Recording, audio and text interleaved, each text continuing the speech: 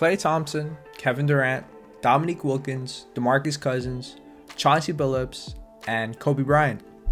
All victims of the most devastating injury, the Achilles tear. Take over games, his ability to want to have that last shot. And demoralize you. Yes. And scare the living hell out of you.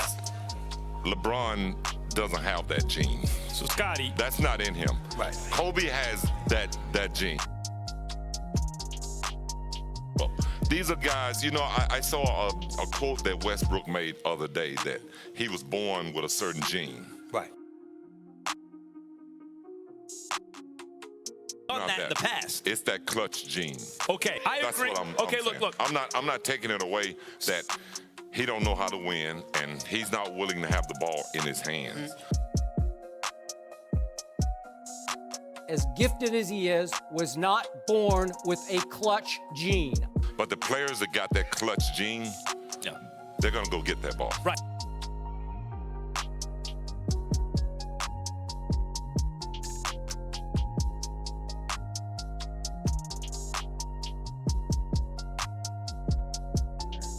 Welcome to the Clutch Gene, and today I want to talk about the Achilles tear.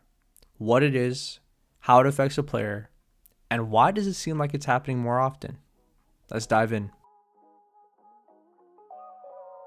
A tendon can be thought of as a cord that helps connect your muscle to your bone, which is very different from ligaments that connect bone to bone.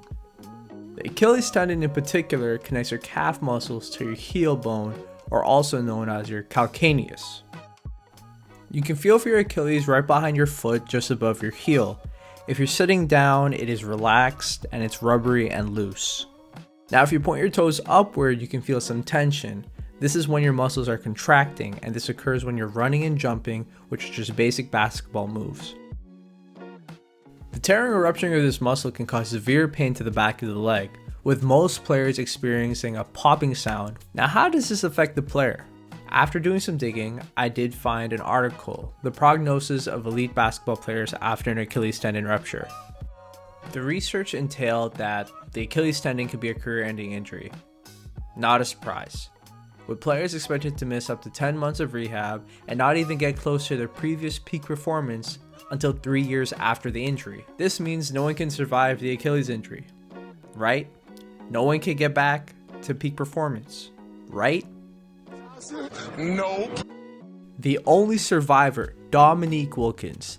Wilkins averaged 29.9 points and 6.8 rebounds per game on 46.8% shooting in his first season back from injury, a performance that many believe makes him an only exception to this Achilles tendon injury. The reason he was the exception to this injury is that this was his first one to occur.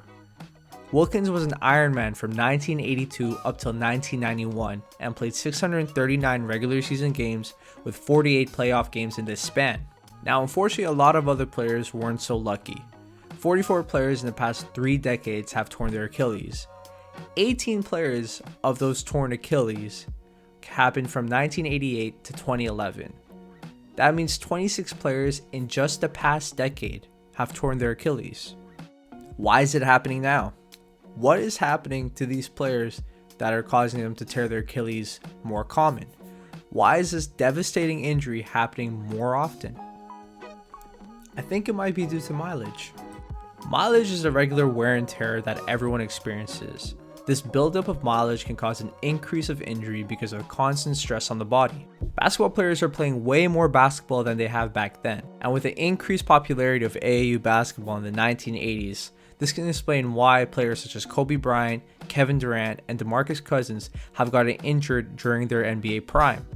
This is mainly because of the constant wear and tear on their bodies, and now in the middle of their prime, around 30 years old, they're expected to play at peak conditioning.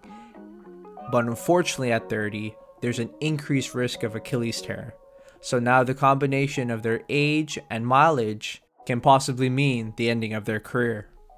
And now with the 2020 season starting again, and Kevin Durant returning to form, hopefully he could prove us wrong and more players can stay healthy throughout the season. Thank you for watching. The article that I use will be found in the description below.